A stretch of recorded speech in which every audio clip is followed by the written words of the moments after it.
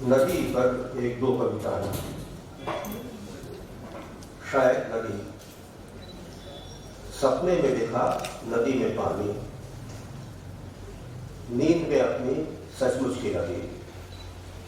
जैसे नींद में नदी, सपने में पानी, आज मैंने सुनी एक आवाज सचमुच सी, छलकती छल छल जैसे नदी में जल।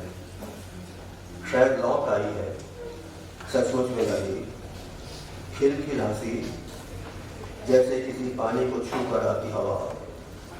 शायद नदी सचमुच का सपना।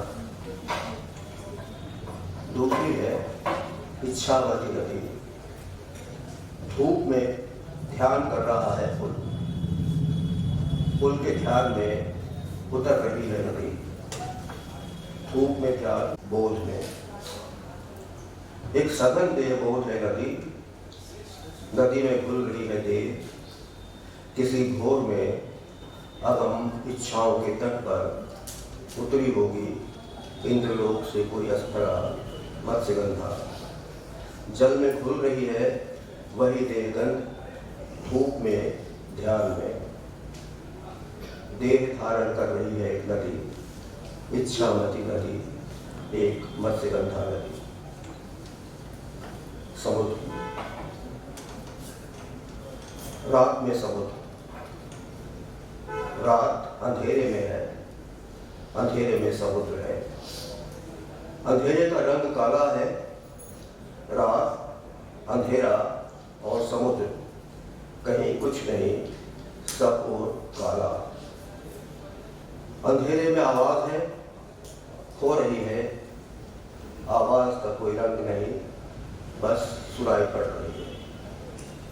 समुद्र की आवाज है, समुद्र आवाज में है, आवाज भारी है, घर्रा रही है। अंधेरे से उठ रही है, समुद्र सांसें ले रहा है।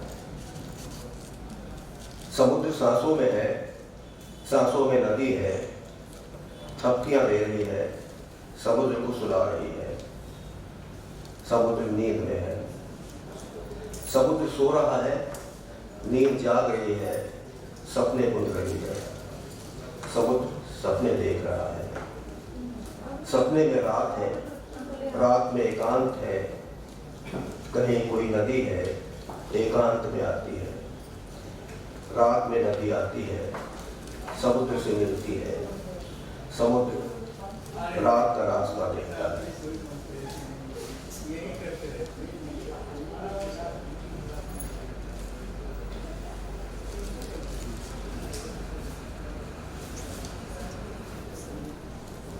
तिरछे अक्षरों वाली लिखाई,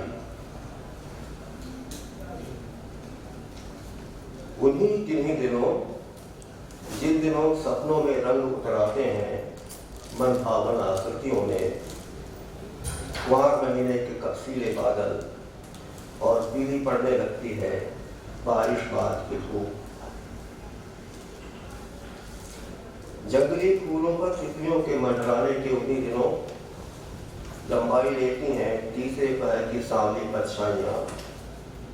सुरेख अभ्यास के उन्हीं स्कूली दिनों में झुकी होगी हाथ की लिखाई, तिरछी होकर पता नहीं किसकी तरफ, शायद किसी की तरफ नहीं, बस अपनी ही नासमझी की बात होगी वह, हुई हुई सी, कुछ लगती हुई सी।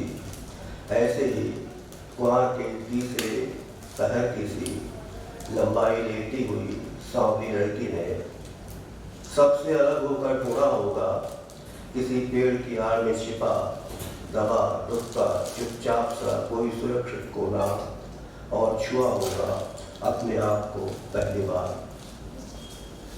ऐसे ही किसी अबोध संधिकाल में घटित हुई होगी वह रहस्यमयी घटना, अब तक बिना जाने पहचाने किसी सुख के पहली बार पनपने की सी।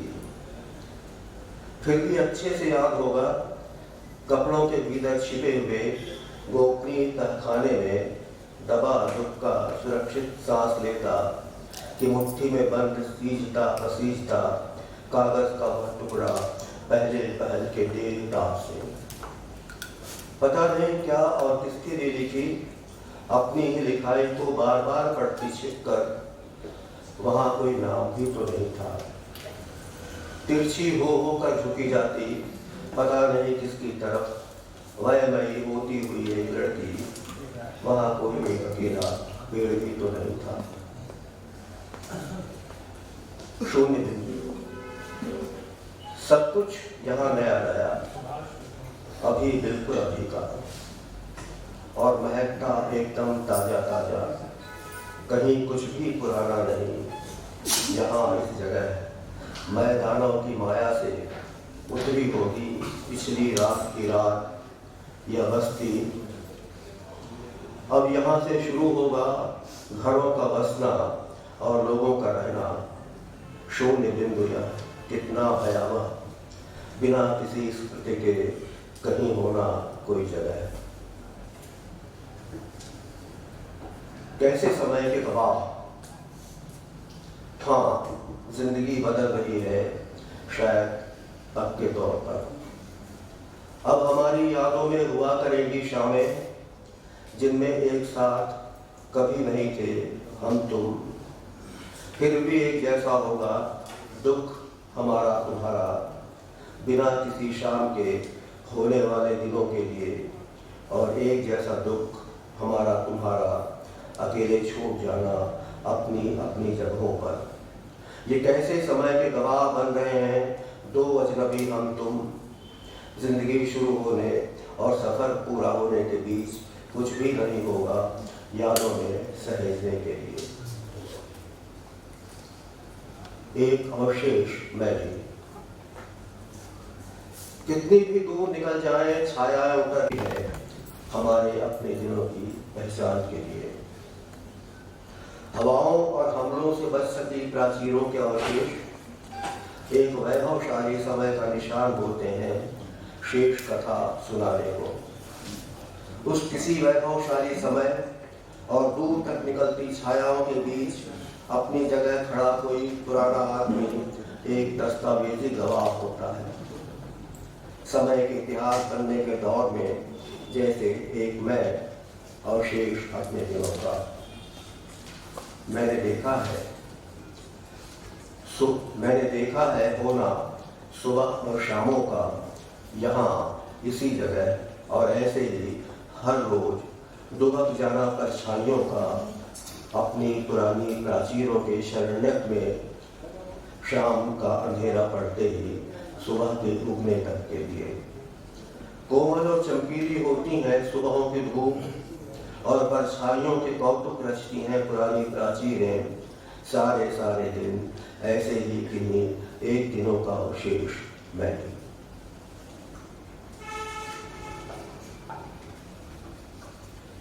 हरे हरे दिन।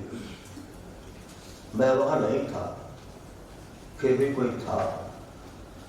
वीराना और उजाड़, दोपहर भर तीसरा सन्नाटा वहां, और दूर तक सुनाई पड़ती पतझड़ के दिनों की घर घराती सांसें।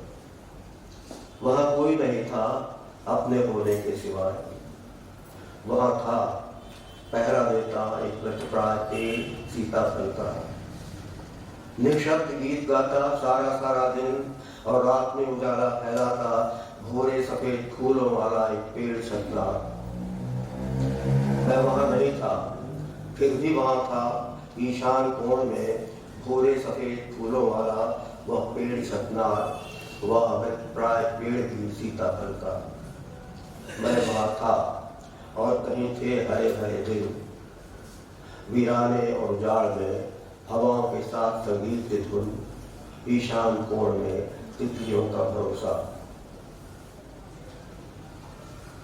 धातु शिल्प का रचना संसार।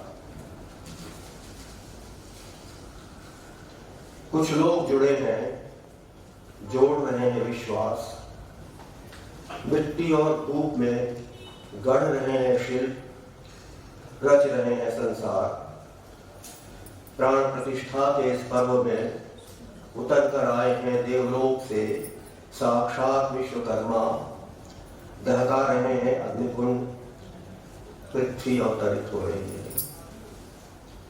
शून्य में टंगी है एक तितली, स्थिर और निष्पन्द पृथ्वी पर पड़ रही है तितली के पंखों की छाया।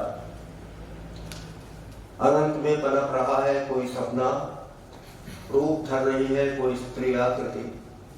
सपना झिलमिला रहा है स्त्री की आंखों में, अनंत व्याप रहा है।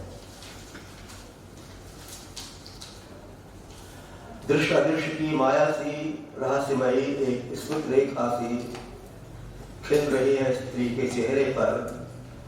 जैसे गुनगुन कोई शिशुगान, ऐसे ही जब मुस्कुराई थी मोनालिसा, अलसाई थी और उसकी देह भारी थी, जैसे कुम्हाई कुम्हाई सी पीली धूप कुंवर महीने की।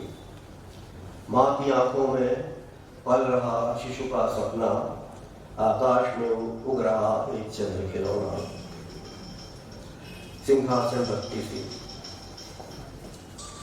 अनास्था और अन्याय के ऐसे कुसमय में भी वे रच रहे हैं, सहेज रहे हैं विश्वास में आस्था और समय इतिहास के दिनों का जिसे व्यतीत हुए समय हुआ। फिर भी उन्हें विश्वास है न्याय के शासन का। वे गढ़ रहे हैं 32 सीढ़ियां और एक सिंहासन। उन्हें विश्वास है न्याय का पक्ष धरने लौट कर आएंगी 32 पुतलियां। वे आवाज दे रहे हैं समय दो समय, अब एक इतिहास गाथा है।